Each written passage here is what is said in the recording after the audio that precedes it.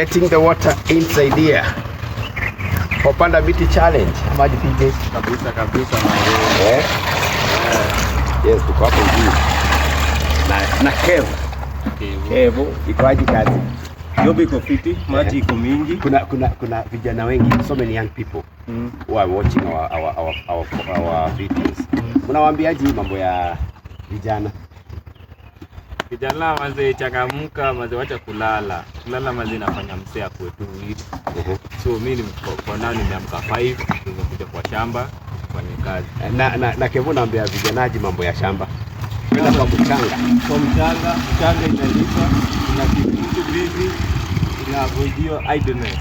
So watu ingia kwa mchanga. Is pain. That is what exactly our leaders are saying. Hata president anasema watu ingia wapi? Kwa shamba. Agriculture. And of course on Panda Miti challenge, we are on it. Right here, doing what we are supposed to do. Waking up early in the morning and making sure we spray this, we put water, and at the end of it all,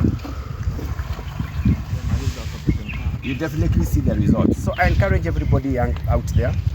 You know, we have different ways of making money, but now this one, agriculture, which everybody says is the backbone of our economy, it's a good concept. And as the streetnizers and Radio Dream, we began in the month of May, Panda Miti challenge. And Panda Miti challenge, we did 400 trees. We have done green vegetables, maize, spinach, and as you can see from my background, work has been done. For those who have been following our page of streetnizers and our YouTube channel and Radio Dream, you'll be seeing these videos everywhere. Please go back to the soil, because very soon these tomatoes right here, I'll be harvesting them because of Panda Miti challenge. This maize, the green vegetables have already been harvested. What are you waiting for? Get water.